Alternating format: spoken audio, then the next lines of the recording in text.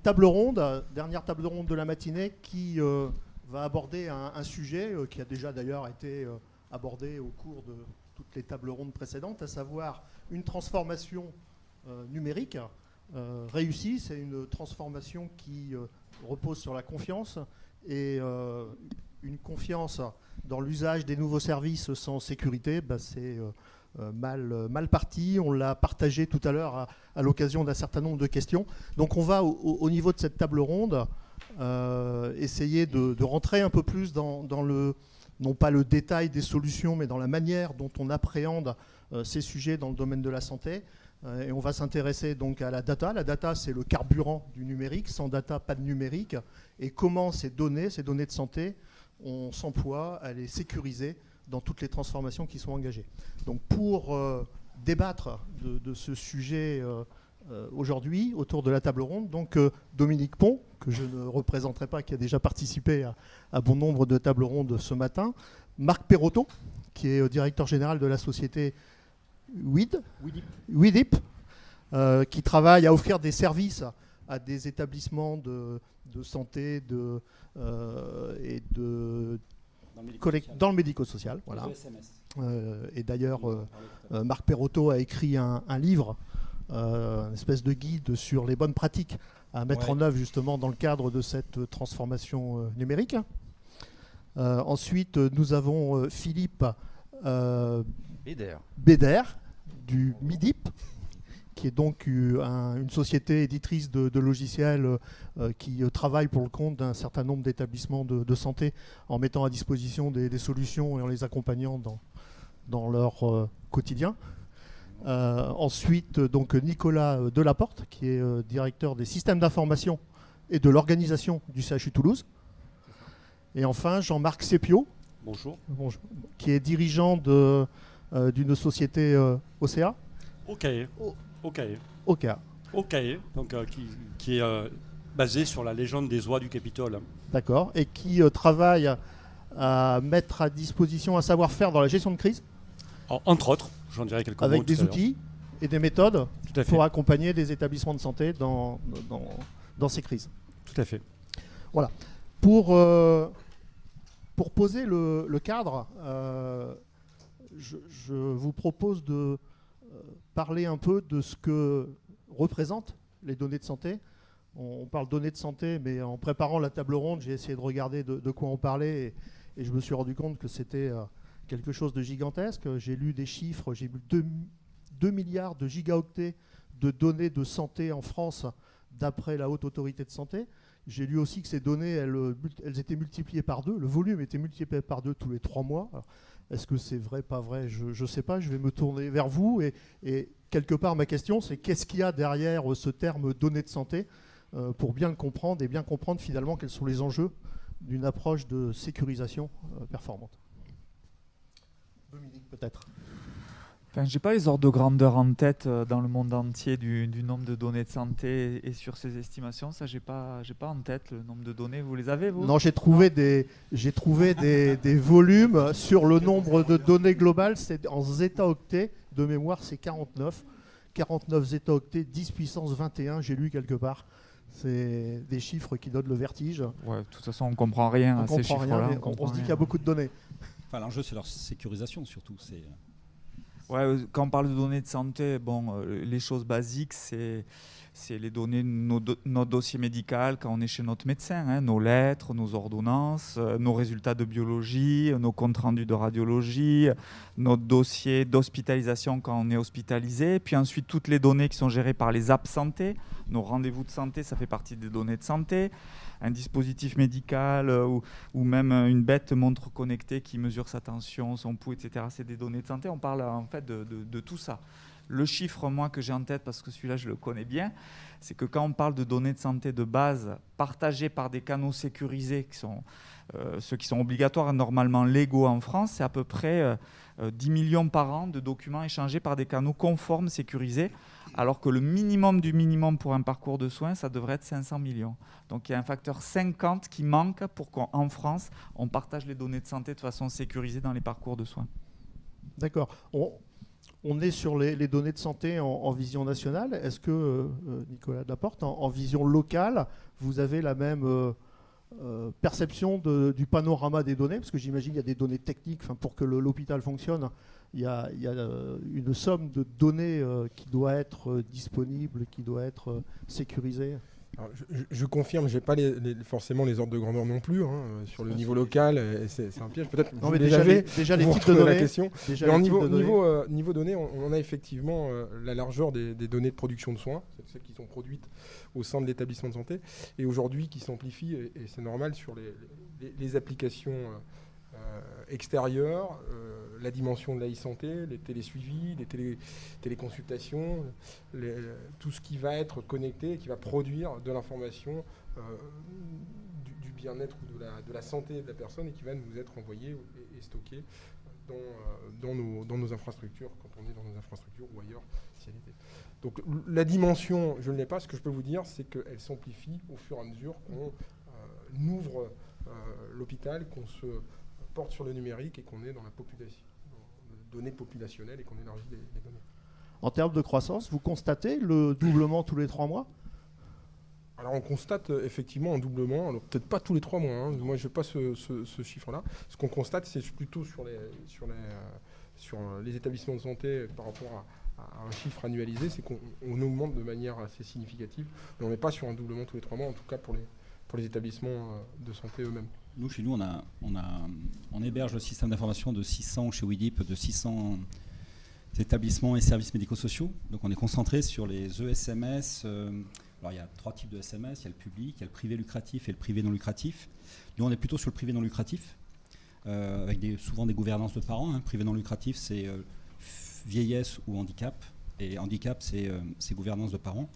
Et du coup, sur les 600 établissements, on constate à peu près une croissance de 30% de data par an.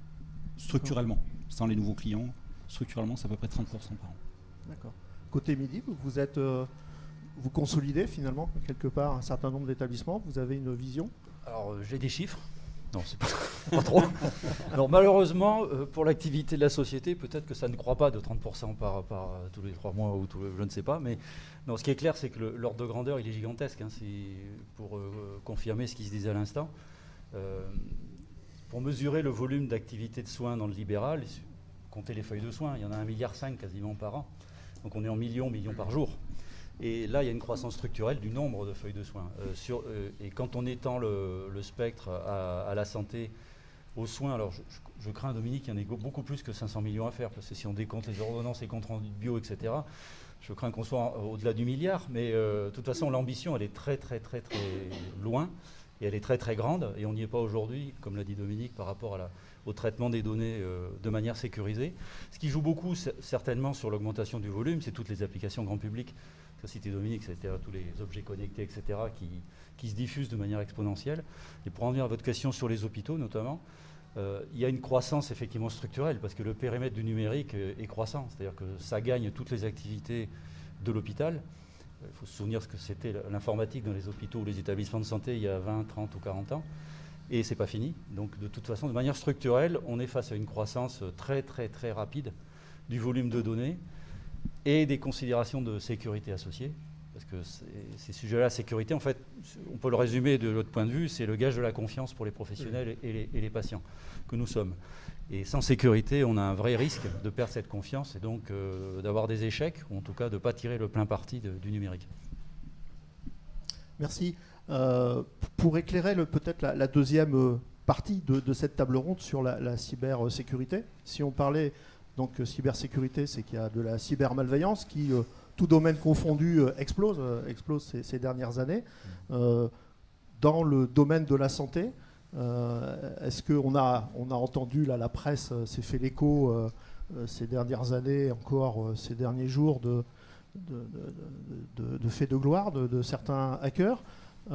Qu'est-ce que c'est la partie visible de l'iceberg. Qu'est-ce qui au quotidien rythme vos projets, vos crises? En tout cas, ce qui est sûr, c'est que les gens, enfin les professionnels qui travaillent dans le numérique en santé depuis toujours, ils savent qu'on est ultra vulnérable. Moi, j'étais directeur informatique d'un hôpital. Je savais que si un jour des hackers étaient déterminés, ils pouvaient casser mon hôpital.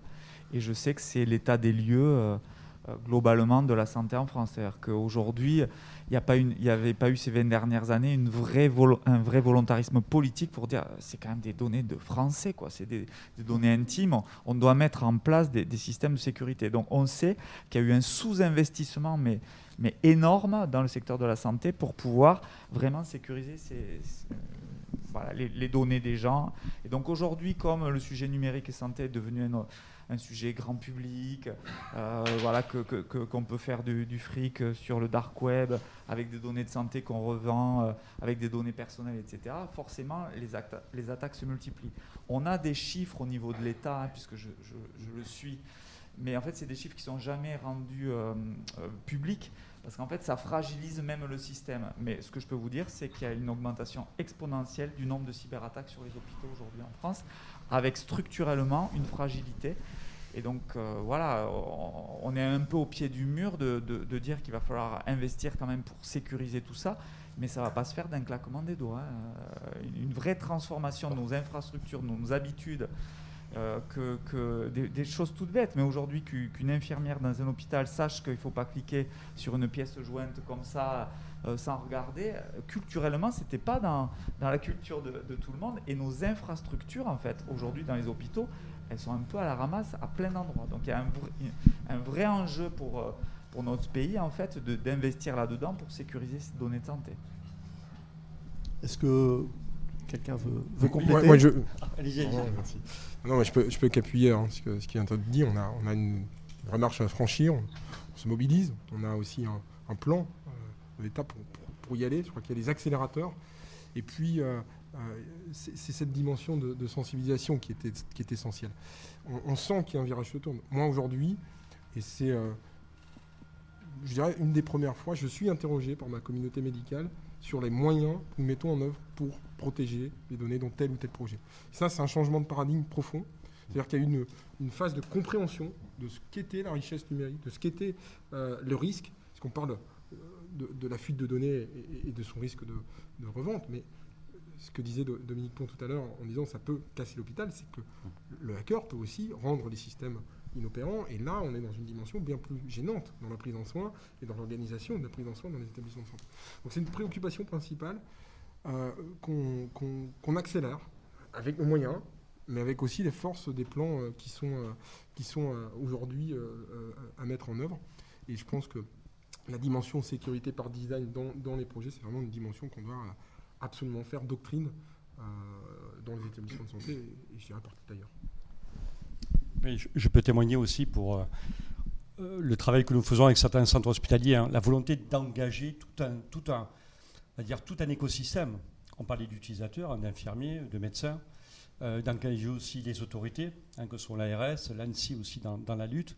Et c'est vrai qu'aujourd'hui, la réflexion, on le voit aussi avec le niveau médical, hein, qui aujourd'hui a un rôle à jouer, parce que quand on parle de cybercrise, ce n'est pas un problème uniquement de technique, hein, c'est un hôpital à réorganiser. Hein. Donc ça veut dire aussi réorganiser les services, avoir du personnel pour réorganiser les services, donc il y a une vraie difficulté. Donc c'est mettre en mouvement tout cet écosystème-là, qui est interne, qui est médical, qui est technique, qui est aussi de direction de l'hôpital, et comme je le disais, l'ARS et l'ANSSI qui peut concourir à ça. Et comme vous l'avez dit, hein, moi je persiste aussi sur une chose, c'est que et ça il faudrait insister sur le fait que l'hôpital aussi c'est des systèmes très complexes, hein, parce qu'on parle souvent d'Airbus ou d'autres, mais l'hôpital c'est beaucoup de serveurs, d'applications, beaucoup de systèmes interconnectés, d'accord, et on rajoute au fur et à mesure des couches, parce que même le Covid a nécessité de mettre en place des nouvelles applications, des nouvelles données que l'on va pouvoir avoir sur le fonctionnement des services. Et vous l'avez dit justement aussi, pendant cette guerre, pensant que derrière on allait laisser les acteurs de la santé donc à l'abri de ça, beaucoup d'acteurs se sont mis sur ces marchés-là. On a vu même des groupes, des gangs, hein, moi j'appelle ça des gangs, hein, du ransomware, se spécialiser sur le secteur de la santé. D'ailleurs, les chiffres ont été donnés. À un moment donné, hein, le secrétaire d'État sur le numérique avait parlé d'une attaque par semaine sur l'hôpital. Bon, c'était un chiffre, mais c'est vrai que quand on le voit avec les hôpitaux aujourd'hui, on continue. Même à la semaine dans laquelle on parle aussi, il y a encore des éléments d'information qui montrent que les hôpitaux ne sont pas à l'abri et qu'on essaye en permanence de pouvoir les attaquer. un témoignage là-dessus en tant qu'hébergeur de données de santé, puis ça fait partie de nos métiers. On a plusieurs centaines d'hôpitaux qui ont des systèmes d'information hébergés dans nos data centers. On me dira, pour l'instant, on n'a pas été victime d'attaque et on ne va sûrement pas fanfaronner, comme ça a été dit tout à l'heure. Surtout pas. On sait que ça va nous tomber dessus un jour, mais je peux vous assurer qu'on est attaqué en permanence. Mais en permanence. Et si on dézoome, on peut citer le patron de l'ANSSI qui a dit que c'était une catastrophe, la sécurité des SI dans les hôpitaux et dans la santé. Alors je vais être un peu moins radical que lui, mais la réalité, c'est que certes, les hôpitaux ont bougé depuis des années et des années, parce qu'il y a eu des programmes publics pour les inciter, pour les financer. Il y a eu Hôpital Numérique, il y a eu le programme Open, il y a des instructions ministérielles, etc. etc. Mais ce qui a beaucoup joué depuis 18 mois, ce sont les incidents majeurs qu'il y a eu dans certaines structures. Et c'est le CHU de Rouen, c'est le CH à Villefranche-sur-Saône, c'est l'hôpital de Dax, et il y en a d'autres. On ne va pas tous les citer, ils ne sont pas tous publics. Voilà. Et ce qu'il faut noter, c'est que les hôpitaux, globalement, n'étaient pas préparés à des interruptions massives et totales et brutales et longues de leur système d'information. C'est-à-dire que concrètement, réflexe numéro 1, quand on est attaqué de manière massive, on coupe tout. Quand on coupe tout dans l'hôpital, parfois quand on a de la téléphonie sur IP, on n'a même plus de téléphone interne. Donc faire fonctionner un hôpital sans téléphone, c'est coton. Sans informatique, c'est très coton. Et très souvent, un hôpital avait des procédures dégradées pour faire face à un dysfonctionnement d'applicatifs d'une demi-journée, de 2 jours, de 3 jours, d'une semaine. Sauf que là, les systèmes, ils sont cassés. Et la seule façon de redémarrer, c'est de racheter des machines, racheter des serveurs, racheter des cœurs de réseau, réinstaller les applicatifs, récupérer les données, etc., etc. Ça prend un temps fou de remonter des systèmes comme ça. Et donc, des hôpitaux et des structures se sont retrouvés sans système d'information pendant des durées très longues, des semaines et des mois. Et ces hôpitaux dont je parlais, on paye encore les pots cassés des mois après. Et ça, c'est nouveau. Et c'est ce que disait Dominique tout à l'heure. Il y a le problème de la confidentialité, mais il y a le problème de la rupture complète d'activité, le risque de perte d'activité. C'est l'obligation de transférer des patients dans d'autres hôpitaux parce qu'il faut continuer à les soigner. La perte d'activité, c'est également du revenu, mais c'est le vrai risque que ça fait peser sur la santé des patients. Puis un truc tout bête auquel on ne pense pas, il faut continuer de payer les gens. C'est tout bête, mais des hôpitaux, quand ça s'est arrêté, il fallait redémarrer, couper, machin. Ils nous ont dit, vous pouvez nous aider à faire la paye parce que là, on est planté, on n'a plus rien. Donc c'est bête ça, mais pouvoir faire une paye dans un hôpital et dans toute entreprise, c'est normal. Donc les hôpitaux n'étaient pas préparés à ça. Et ça, il y a une prise de conscience qui est majeure là-dessus. Il y a encore pour vous renvoyer une interview et un article du DG du CHU de Bordeaux. Alors je suis désolé, c'est un Aquitain. Je ne sais pas si ça se fait en Occitanie de citer Bordeaux, mais je vais le faire quand même. C'est une des premières fois que j'entends un DG de CHU tenir un discours pareil. Et c'est vrai aussi des communautés médicales. Il y a une prise de conscience réelle du risque cyber sur l'activité et la pérennité des structures, avec les conséquences que ça a. Et donc, ça veut dire, enfin, j'allais dire, parce que quand on fait de la sécurité, on est content de voir les moyens attribués, enfin des moyens. Pour ceux qui ont connu la sécurité dans les hôpitaux, c'était des pouillèmes d'epsilon de ressources qui étaient associées à ça. Là, il y a enfin une dynamique majeure qui est enclenchée, qui va de pair avec les programmes nationaux sur le numérique, que la crise Covid, avec ces notions de dépendance au numérique, ont révélé. Enfin, vraiment, on est dans une dynamique malheureusement positive. Je dis malheureusement, mais aussi heureusement. Et là, on est vraiment, enfin, en tout cas, je l'espère, au début d'une nouvelle ère où il y aura des moyens et une vraie amélioration des conditions de sécurité des systèmes. En fait, nous aussi, on est hébergeurs de données de santé et on fait aussi une partie audit de sécurité. Et autant on peut s'interroger en disant on met tout en œuvre pour que toutes les failles de sécurité soient corrigées. Alors il y a un référentiel qui existe, qui s'appelle ISO 27001, c'est le management de la sécurité des systèmes d'information. Bon, c'est 114 mesures avec l'hébergement de données de santé qui sont à prendre avec les mises à jour de failles de sécurité, etc. Je ne vais pas rentrer dans les détails, mais il faut partir du postulat qu'on ne pourra pas, même en respectant l'état de l'art, comme disait Dominique tout à l'heure, on ne pourra pas bloquer toutes les attaques. Donc c'est pour ça qu'il faut s'interroger sur la résilience du système d'information.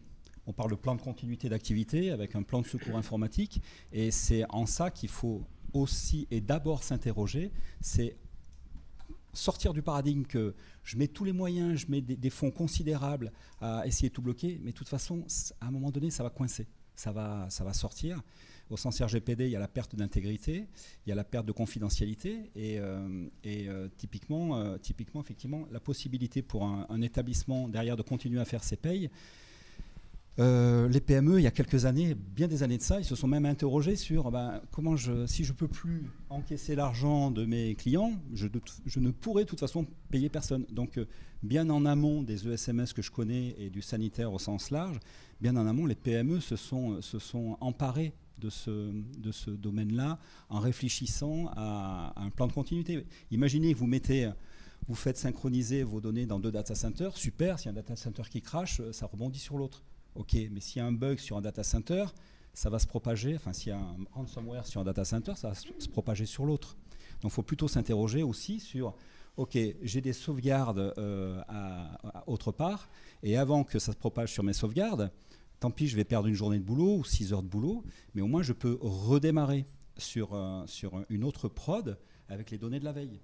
Alors, nous, on fait des audits de sécurité et on est maintenant plus surpris, mais le nombre d'établissements qu'on a audités et qui ont bien prévu les sauvegardes, nickel, super, ouais, elles sont bien là. Alors, elles sont externalisées, il y en a une externalisation dans le bureau d'à côté, bon, ben super. Mais par contre, il n'y a pas l'infra pour remonter la sauvegarde. Et quand je les interroge, les DSI, je leur pose la question, je dis, mais ok, votre serveur est indisponible parce que le BIOS est attaqué, etc. Vous faites quoi? On va acheter des serveurs. Ouais, mais acheter un serveur, aujourd'hui, c'est 4 à 6 mois de délai pour acheter un serveur suffisamment dimensionné. Donc c'est à ça qu'il faut qu'ils s'interrogent. C'est sur ces questions-là, comment on redémarre après une attaque. Merci. Merci pour avoir, je pense que le cadre des données de santé et de la cybersécurité, ça a permis, là, ces échanges, de l'éclairer un peu et de montrer combien le sujet est vaste. Il est plus vaste que l'accès finalement à la donnée, mais il y a aussi sa disponibilité, il y a sa cohérence, son intégrité, il y a la capacité à gérer une crise, la capacité à redémarrer après un sinistre qui soit malveillant d'ailleurs ou éventuellement matériel. Mais les problématiques, je pense, sont quelque part les mêmes. On voit notamment la téléphonie au niveau de l'hôpital, on n'est plus dans les données de santé, mais on a typiquement des systèmes critiques non labellisés de santé, mais qui peuvent jouer sur la disponibilité du service de santé. Si je peux me permettre, comme l'évoquait Dominique tout à l'heure, 80%, je crois, j'ai lu un chiffre comme ça, 80% des attaques, c'est l'utilisateur qui a cliqué sur la mauvaise pièce. Donc effectivement, il faut sensibiliser, ça fait partie du référentiel qu'a édicté la CNIL pour les ESMS. Enfin, la première mesure, c'est sensibiliser les utilisateurs. Et ça, bien évidemment, c'est pas assez fait. Le social engineering, c'est pas une attaque informatique. Moi, j'ai un établissement que j'ai audité, ils se sont fait détourner des centaines de milliers d'euros. Alors, on a audité leur messagerie, certes, les mots de passe n'étaient pas robustes, mais c'est pas passé par là. C'est simplement que la directrice financière était visible sur LinkedIn, le comptable payeur d'un ESAT était visible, leur banque était visible, et à un moment donné, le comptable payeur a été appelé par un faux banquier pour tester son boîtier pour faire des virements. Il a fait plusieurs virements de quelques dizaines de milliers d'euros au mauvais endroit, en Roumanie. Voilà. Et là, l'informatique n'y peut rien. Tout à fait. On a parlé ce matin d'En Marche 2022. On a abordé lors de la présentation de l'accélération d'En Marche cette dimension sécurité. J'ai noté que l'État se positionnait de manière très forte pour donner un cadre. Est-ce que vous pouvez, Dominique, nous donner un peu quelques détails sur ce que j'appelle gouvernance, sur cette manière de s'organiser entre les acteurs de santé pour que finalement toutes les transformations numériques engagées dans ce chantier s'articulent bien, s'organisent bien. On a parlé d'acteurs de la cybersécurité qui ne sont peut-être pas habituellement dans la e-santé. Je pense à la CNIL, je pense à l'ANSSI. Comment toute cette gouvernance de ce projet de transformation se met en place pour qu'entre le niveau national, le niveau régional et le niveau local, on soit au plus efficace des bonnes décisions et d'une bonne transformation. Bon, d'abord, le premier point, c'est qu'il y a eu enfin une prise de conscience politique sur ce sujet. Et donc, pour être très clair, moi, je fais une réunion par semaine avec le directeur de cabinet d'Olivier Véran, Guillaume Poupard de l'ANSSI, les représentants de la CNIL, toute l'équipe de la délégation numérique en santé, pour piloter au niveau national tout plan en fait d'accompagnement des établissements de santé au sujet de cybersécurité. Ça, c'est un premier point. C'est jamais arrivé ça avant.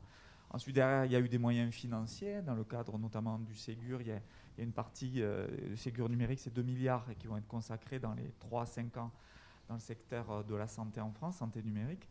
Donc derrière ça, il y a des critères de sécurité qui vont être de plus en plus exigibles à tout le monde, avec de l'accompagnement.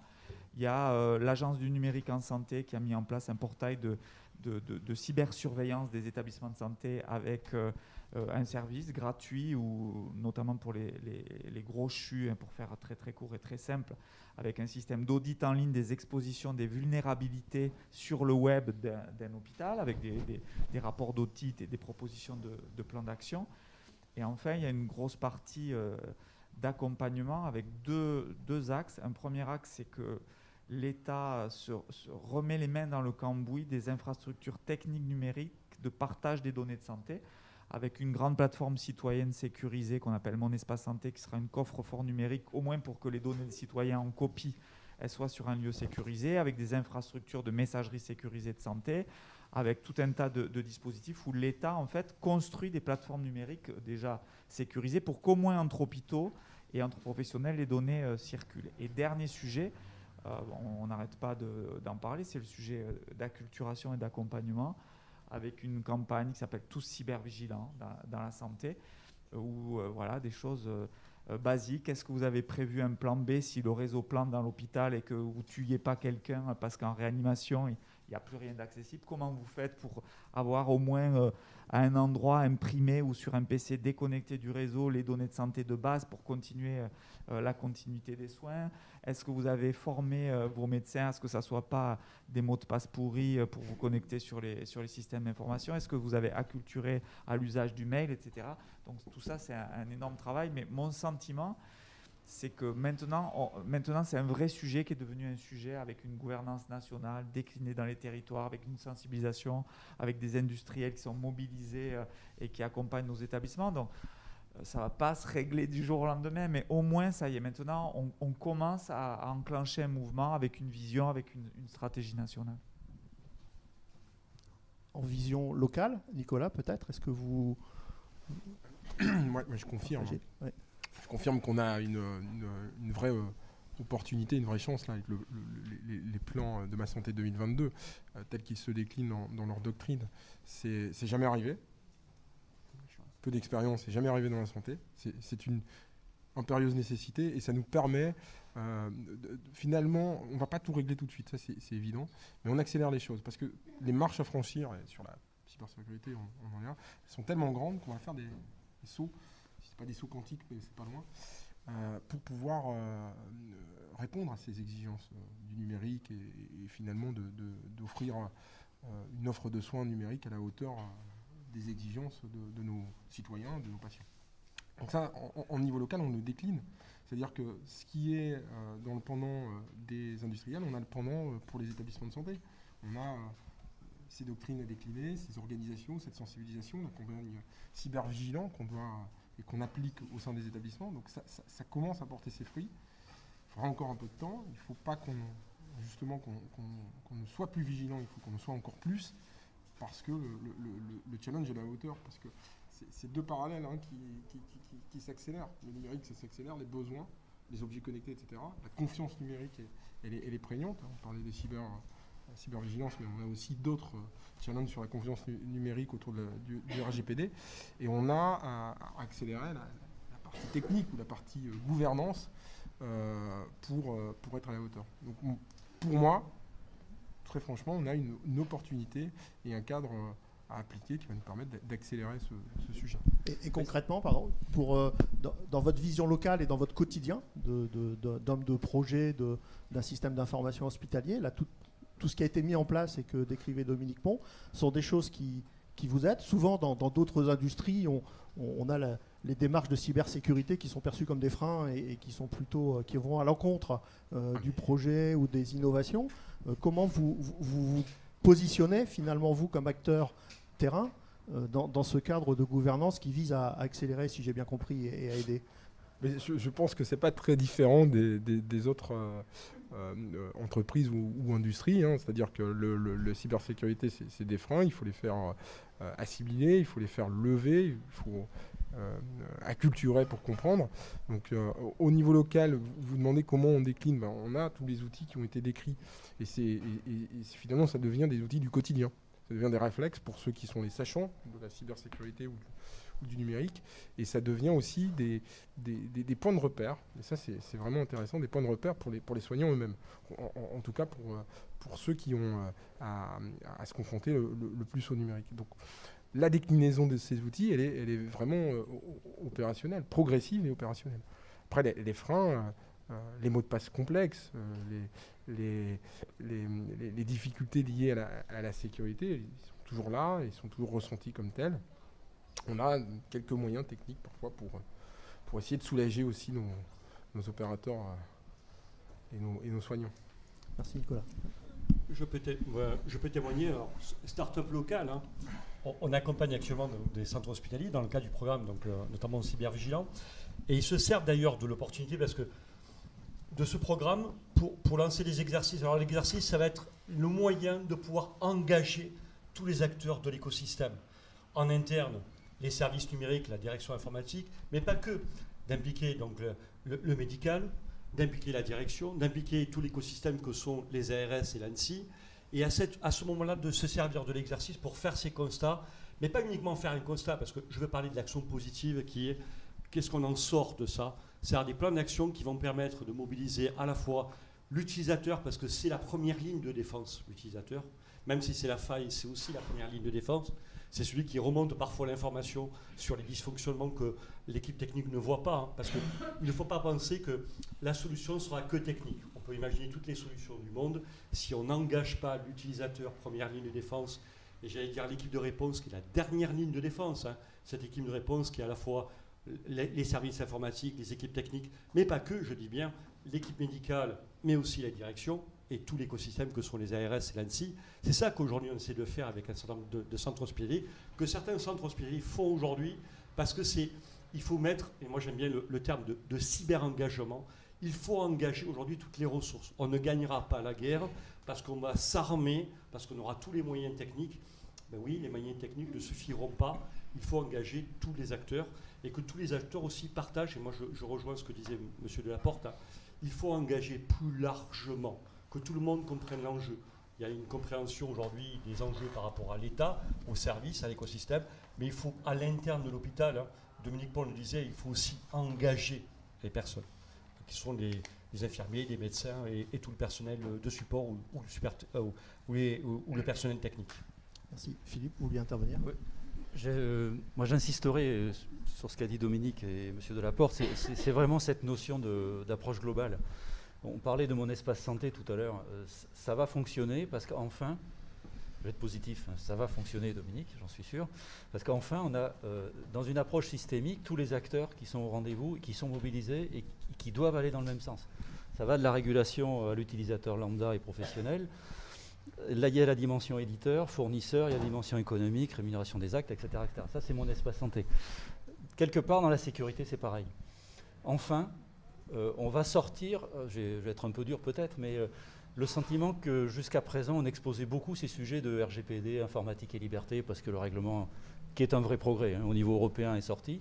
Mais c'est peut-être notre histoire franco-française avec la CNIL, la loi de 78, très attachée à la protection de la vie privée, à la donnée personnelle, etc. Ça a été ça vraiment le point d'attention dans les dernières années, avant les dernières crises sécurité qu'on a eues.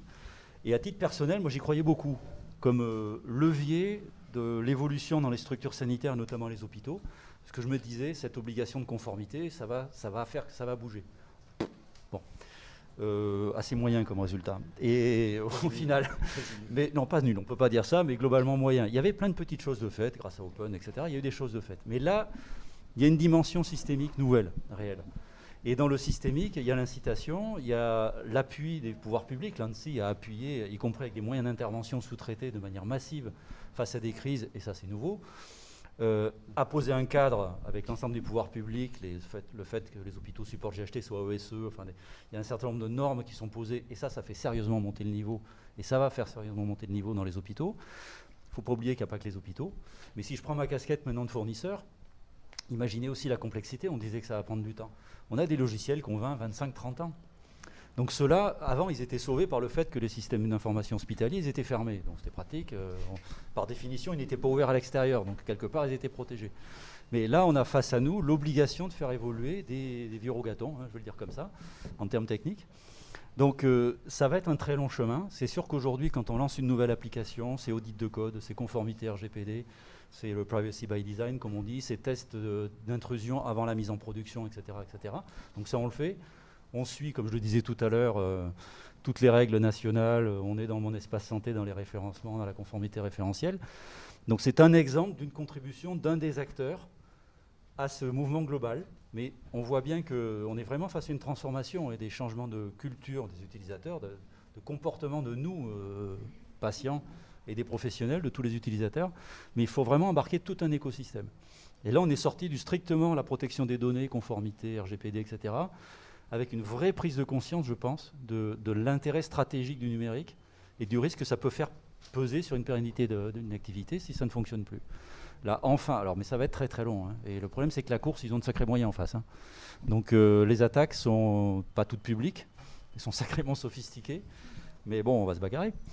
Peut-être pour rebondir, ils ont de sacrés moyens, les hackers et globalement toute cette cybercommunauté malveillante. J'ai compris qu'il y avait une décision très structurante dans la gouvernance autour de la souveraineté. Donc quelque part, on va se priver des moyens mis à disposition aujourd'hui pour beaucoup d'industries des GAFAM. Comment s'analyse dans cette vision stratégique de la feuille de route Ma Santé cette décision de souveraineté en termes d'avantages et puis en termes peut-être de risques ou de moyens à mettre pour que la décision ne soit pas au final pénalisante? Si on parle des grandes plateformes cloud, clairement, Amazon ou Microsoft ont des coups d'avance sur des opérateurs du cloud européens, sur les briques de sécurité de manière générale. Ça c'est vrai. Et pour moi, la vision, c'est de dire, ouais, mais d'un autre côté, il faut tirer nos industries européennes et françaises vers le haut. Et je pense qu'il y a vraiment ça, mais pas qu'au niveau français, au niveau européen, la data numérique en santé, ça devient un sujet majeur, la souveraineté européenne devient un sujet majeur. Donc je pense qu'il va y avoir des moyens colossaux pour tirer vers le haut. Mais là, on parle des grands opérateurs du cloud, mais le quotidien de la vie, moi je suis directeur de clinique, patron d'un établissement médico-social, c'est pas des trucs stratosphériques du cloud Amazon, c'est les trucs de base tout simples de mon serveur qui est planté, j'arrive pas à soigner mes patients, et ça, il n'y a pas besoin d'Amazon ou de Microsoft ou d'Apple qui viennent nous régler nos problèmes en local. On a déjà plein de choses à faire pour assurer et souveraineté et sécurité de base, et le gros du sujet, il est plutôt là aujourd'hui. D'accord. La souveraineté, c'est un vrai sujet. Les GAFAM, on les vante, et ils sont très bons. Ils ont inventé des technologies fabuleuses sur la capacité à faire évoluer des infras, à les reporter, enfin à les étaler, j'allais dire, sur la Terre entière, à les faire tourner les données, etc. Enfin, c'est absolument fabuleux ce qui a été fait. Mais ils ont généré un fric monstrueux sur la vente des données personnelles des individus de la Terre entière. Donc, et comme le dit Dominique, il y a un intérêt stratégique pour l'Europe à avoir un modèle économique différent sur ce type de technologie. Ça ne va pas se faire en un jour, le RGPD comprend, ça fait partie du jeu, mais alors il y aurait d'autres choses à faire en termes de directives, de règlements, de lois, de machin. Mais très concrètement, on a plein d'acteurs qui savent faire. J'ai arrêté de faire la pub pour le MIPI, mais on sait faire plein de choses très très bien. Je vais compter sur Nicolas Delaporte pour faire la pub pour nous. Mais, trêve de plaisanterie, on a vraiment énormément de choses à faire.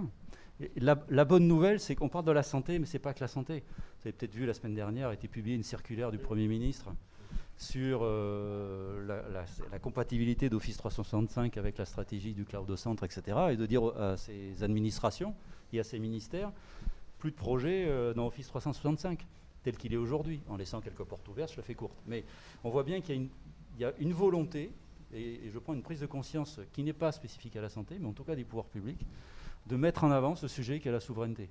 Et juste une anecdote, quand vous regardez aujourd'hui dans la santé la certification HDS, hébergement de données de santé, qui a fait la suite de l'agrément d'hébergement de données de santé, qui avait certes des inconvénients, mais qui, quelque part, l'agrément nous protégeait des acteurs externes.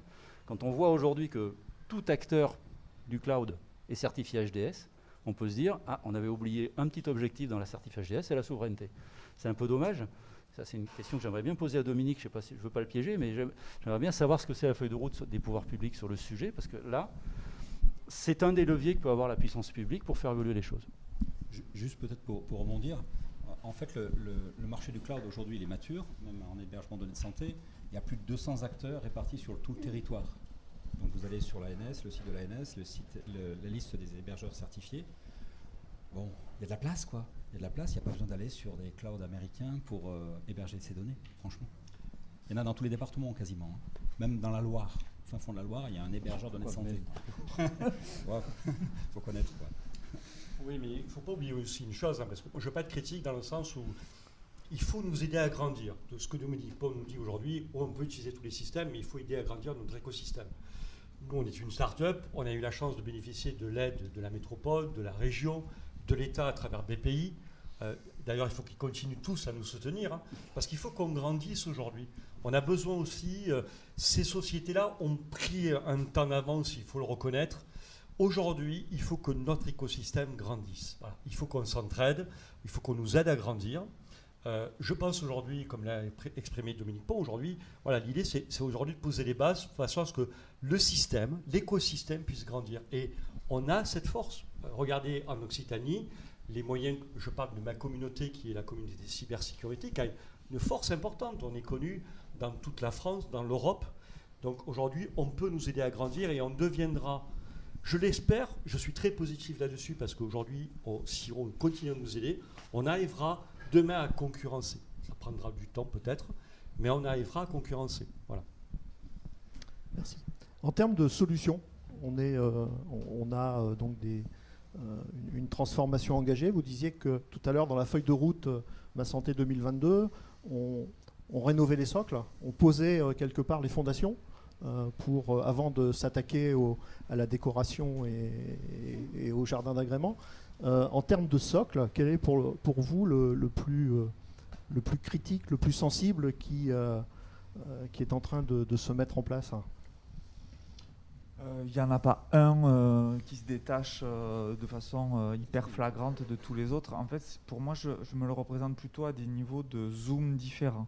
Si vous zoomez au plus proche de l'établissement de santé, il y a plein de solutions techniques qui sont proposées aujourd'hui par nos startups, nos industriels, pour mettre des sondes sur nos réseaux informatiques pour détecter des attaques. Il y a de plus en plus de boîtes qui vous accompagnent et qui vous font des audits de cybersécurité, qui analysent vos vulnérabilités et qui derrière vous proposent une cybersurveillance permanente et qui vous alerte.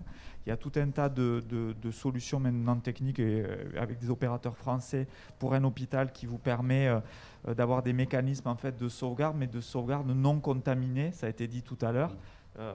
C'est-à-dire de pouvoir recommencer 24 heures après ou une demi-journée après et au moins pas totalement perdre votre exploitation pendant des semaines. En fait, à la base de la base sur le terrain, c'est d'abord ça qui a bougé. Et là, il y a des solutions techniques. Là, vous trouvez maintenant des industriels qui vous accompagnent. Au niveau national, si on prend un niveau de zoom un peu plus macro, le choix qui a été fait, c'est de dire qu'on impose dorénavant à tous les logiciels de santé en France quelques briques de base, une identité d'un patient sécurisée, parce que si on se fait hacker par exemple sur une identité patient, vous pouvez balancer des données de santé d'un mauvais patient dans un parcours de soins à un médecin qui pensait vous soigner, vous, et il soigne sur le dossier de quelqu'un d'autre. Ça peut se faire.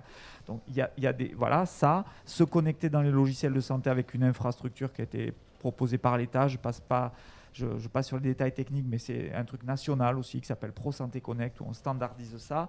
Sur les messages qui transitent entre les professionnels de santé, de dire il y a une messagerie maintenant nationale sécurisée. Donc vous voyez, à un niveau national, il y a aussi quelques infrastructures, quelques briques. Mais si vous projetez dans quelque chose du niveau de l'ambition de notre pays en la matière, on est, je veux dire, si on devait gravir un col à 1000 mètres, on est sur les 100 premiers mètres de montée pour l'instant. C'est ça en fait dont il faut se rendre compte. Mais au moins, on a une vision du sommet, on avance ensemble, on est encordés les uns aux autres, on a une feuille de route claire et on a commencé à se mettre en mouvement sur les 100 premiers mètres d'altitude. Voilà à peu près la façon dont je me le représente. D'accord. Vous parlez de systèmes d'identification. On a d'autres systèmes en France aujourd'hui, je pense à France Connect ou je pense à l'identité numérique que la Poste pousse ou d'autres. En fait, justement, ça c'est vachement intéressant parce que vous avez un référentiel européen qui s'appelle le référentiel IDAS qui définit des niveaux 1, 2, 3. Voilà. Et en fait, France Connect aujourd'hui va basculer en niveau ce qu'on appelle substantiel pour permettre d'être un référentiel, en fait, ce qu'on appelle un fédérateur d'identité avec un bon niveau de sécurité. Vous avez la Poste, vous avez Mobile Orange Connect qui propose des dispositifs. Vous aurez bientôt la e-carte vitale distribuée à tous les Français sur les smartphones qui permettra aussi de se connecter sur des applications de santé de façon sécurisée. Et côté professionnel de santé, on passe des cartes qu'on appelle les cartes du professionnel de santé CPS, carte professionnelle de santé, à des ICPS qui permettent en fait des usages, notamment en mobilité, pour éviter un mot de passe idiot quand on se connecte. Donc, ouais, le niveau monte et avec des infras nationales, européennes, avec des référentiels européens, etc. Donc c'est pour ça que moi je pense que c'est la bonne trajectoire. Est-ce que quelqu'un confirme effectivement alors, vu de la petite fenêtre de l'éditeur industriel que nous sommes, d'une part très impliqué dans la mise en œuvre de l'identifiant national de santé, par exemple, et l'évolution de nos softs. On y travaille depuis 2 ans déjà, avec beaucoup d'hôpitaux, également avec le CHU de Toulouse d'ailleurs, depuis un petit moment déjà. On a expérimenté ces choses-là, ça se diffuse. C'est compliqué, hein, ces choses-là. L'identito-vigilance, ça a l'air simple comme ça a l'air trivial, mais c'est vraiment compliqué. Il y a des populations qui sont très très très compliquées à traiter. Donc ça veut dire que garantir l'identité fiable d'un individu pour le soin, c'est un vrai sujet. Donc on est très très engagé là-dessus avec des vrais bons résultats et on est très fiers. Je parlais tout à l'heure autour de l'hébergement, des reprises, etc. Très concrètement, on est un GIP, hein, on est un groupement d'intérêt public, donc on travaille avec plus de 600 adhérents. Suite aux attaques, ils nous ont dit mais qu'est-ce que vous nous proposez ? On a déjà de l'hébergement sûr, on a déjà de la sauvegarde, on la renforce avec de la sauvegarde garantie, j'allais dire, c'est-à-dire qu'elle ne peut pas être contaminée comme ça vient d'être dit. C'est du PRA managé, c'est-à-dire la capacité à aider à faire redémarrer un système dans un environnement totalement neuf pour un établissement de santé. C'est-à-dire qu'il n'a plus de télécom, il n'a plus rien, il s'achète des PC, on virtualise, on prend des communications sans fil, on a les données et les applis chez nous et on les aide à redémarrer. On va également travailler à la supervision de SI en mode mutualisé, les SIEM et les SOC. Là, à nouveau, on va profiter de la puissance de notre modèle, quelque part, parce qu'on est un GIP, donc on a un groupement de moyens. Donc on a la capacité à mutualiser des moyens et des expertises pour le compte d'une communauté. Parce que, ça, vous pouvez en témoigner, Nicolas Delaporte, hein, ça coûte ces choses-là, quoi. Un SOC, bonjour. le faire fonctionner, c'est coton et c'est un petit billet tous les ans, enfin même un gros billet tous les ans. Donc il y a un intérêt à avoir des approches mutualisées sur ces sujets-là et on y travaille. Non, mais je confirme, hein, j'appuie sur le popo, sur le. Si, c'est une réalité. Pour autant, moi je rejoins, je crois que c'est la meilleure trajectoire qu'on prend sur ces dispositifs pour sécuriser, pour améliorer la traçabilité, l'identification.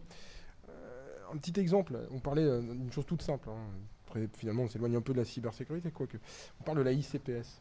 La ICPS était très utile dans la phase Covid, très utile pour la phase de vaccination. Les applications qui ont été mises à disposition rapidement se sont appuyées sur ces technologies. On voit bien là l'accélération et la fiabilité qu'elles peuvent donner en termes de fonctionnement, de déploiement, côté opérationnel, mais aussi de cybersécurité. Donc pour moi, on est dans cette trajectoire. Je crois qu'il ne faut pas lâcher prise, il faut au contraire l'amplifier. Merci. Marc Perrotto, peut-être par rapport à vos clients un peu différents, peut-être un peu différents et sous-équipés.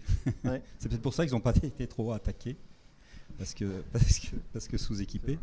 Mais heureusement, les 600 millions d'euros vont faire du bien. Alors, moi j'ai rédigé un guide, parce que c'est 8 ateliers thématiques, parce qu'ils sont en train de tous déployer des DUI. Alors, mobilisation générale, alerte générale, on fait les dossiers pour faire financer un DUI. Et moi, je continue d'aller voir des directions générales. J'étais en Isère il n'y a pas très longtemps. Ils ont déployé un DUI en juin, plus de 100 établissements, et puis c'est en prod, et puis ils se disent, ça ne fonctionne pas. En fait, on a formé tout le monde et ça ne fonctionne pas. Et quand on gratte un peu, oui, parce qu'il y a un pôle notamment qui est dans un territoire mal desservi par la fibre, il est resté sous-équipé en termes de réseau. Donc ils ont pensé des UI, ils ont pensé la décoration, on va le dire comme ça. Ils n'ont pas pensé au gros œuvre. Le gros œuvre, c'est quoi ? Oui, on vient d'en parler, c'est de l'hébergement robuste. Bon, ça c'est une chose. Mais le réseau, on fait comment dans un établissement, un foyer d'accueil médicalisé, quand on n'a pas de fibre et que, alors, ne parlons même pas des résidents ou comment on appelle dans ce métier, les bénéficiaires. Pour avoir accès à Internet, aujourd'hui, c'est très, très, très sous-équipé. Mais également, les professionnels ne pensent pas toujours à bâtir les bonnes fondations pour accéder au logiciel. Mais la tendance est bonne. La tendance est bonne. Ça fait du ramdam. On parle sécurité, sensibilisation utilisateur. Avant, quand on faisait changer les mots de passe aux utilisateurs au bout de 3 mois, mais j'avais l'appel du DG de l'association qui me disait oh, vous êtes fous, quoi. Vous êtes fous. Et là, enfin, on est moins fous. Alors après, quand on va dans les établissements, on soulève les claviers et puis c'est sûr, il y a le mot de passe. Quand on fait changer 3 fois le mot de passe, qu'on ne donne pas les bons outils pour conserver le mot de passe ou le faire vivre, après, on voit des mots de passe qui traînent un peu partout. Après, voilà, ça va rentrer dans les mœurs. Et puis les générations qui viennent poussent les générations qui sont pas nées avec l'informatique. Dans les ESMS, beaucoup de directions générales, ils ne sont pas nés avec l'informatique. Donc, par exemple, moi, ce qui me choque également, c'est qu'en termes de gouvernance, dans des grosses associations, alors nous, on adresse des associations qui vont aller jusqu'à une centaine d'établissements. Après, les ESMS comme l'APF, Fondation Auteuil, tout ça, ils ont des services informatiques structurés. Mais dans ces petites associations du secteur non lucratif, la problématique, c'est qu'ils n'ont pas de service informatique pour diffuser le bon message. Et du coup, il n'y a pas de DSI, et du coup, il n'y a personne au comité de direction pour relayer les messages aux autres directeurs. Donc je pense que c'est tout ce travail-là, à faire rentrer la direction informatique dans la gouvernance de ces associations. Juste, moi, je compléterai sur la partie ESMS, qui est un peu en dehors de mon périmètre, mais qui correspond à une de mes casquettes auprès de l'Agence nationale appui à performance en tant qu'expert numérique santé. On a un très bon travail, la NAP. On a un gros travail de la NAP sur la partie ESMS et montée en puissance du numérique. Pas mal de publications, d'outils qui ont été mis des kits qui ont été mis à disposition avec des experts du numérique, mais aussi des établissements. Je pense que ce que je veux dire par là, c'est qu'on a une vraie préoccupation nationale et de l'ensemble des gouvernances au niveau national pour monter en numérique. Et sur la partie ESMS aussi, les choses bougent, et bougent avec des doctrines qui sont en train de se fixer. Merci. Je propose, il nous reste 5 minutes, s'il y a des questions dans la salle pour les participants. Vous avez faim, c'est ça ?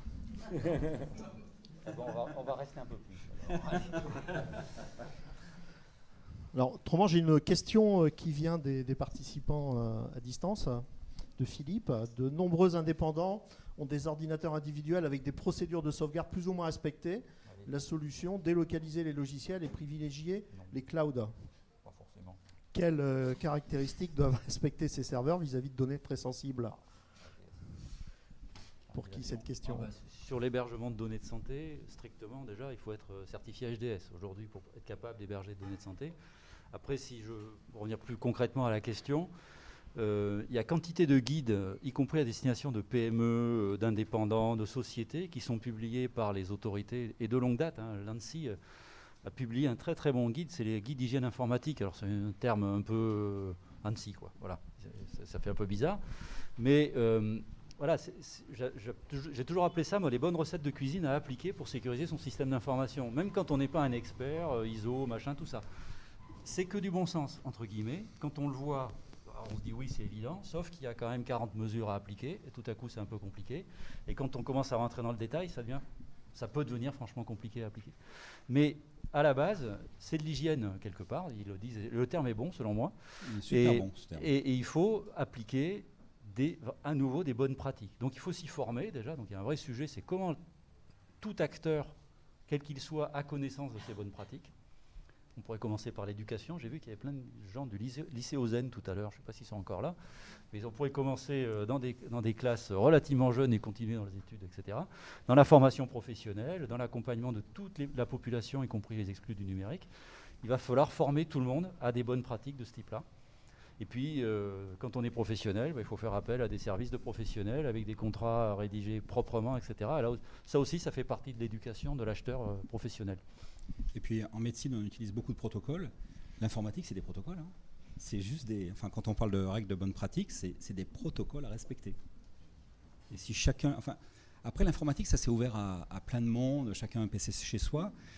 Donc c'est vite devenu le bazar. Tout le monde en a eu un chez soi, mais l'informatique professionnelle et l'hébergement de données de santé, on est obligé. C'est un métier et on est obligé de respecter pas mal de contraintes. Est-ce qu'il y a d'autres questions dans la salle? C'est chiant la cybersécurité. Hein, Bien, donc je vous remercie pour votre participation. Mais avant, voilà. Donc je vais terminer cette table ronde et puis passer la parole donc à Madame Sahuc d'Harmonie Mutuelle.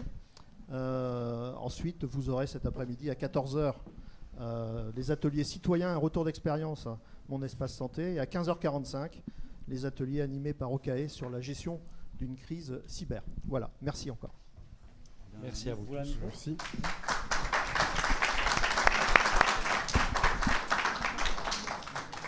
Alors, je vous retiens 2 minutes de plus, juste pour vous annoncer que le 30 novembre à Diagora, il y aura un événement organisé par le groupe Vive. Alors, on a parlé de sensibiliser les utilisateurs, de comprendre les enjeux sur les données de santé et de tirer les utilisateurs vers le haut. Le sujet, c'est l'éthique et les données de santé. Et effectivement, dans l'éducation dont on parlait là, il y a un super travail à faire sur l'éthique des données de santé. Donc cette journée du 30 novembre, il y a la matinée des conférences. Donc nous accueillerons Dominique Pont, nous accueillerons des personnes du CHU, la présidente de la CNIL et le président de Vive participeront également. Et l'après-midi, ce seront des ateliers. Donc j'invite toutes les personnes, citoyens, professionnels et étudiants, parce que je sais que dans une salle, il y a pas mal d'étudiants qui nous regardent, à participer à cette journée pour s'exprimer, trouver des solutions pour nous faire progresser en termes de compréhension et de défense de l'éthique de nos données de santé. Merci à vous. Il y a un flyer dans la salle d'à côté.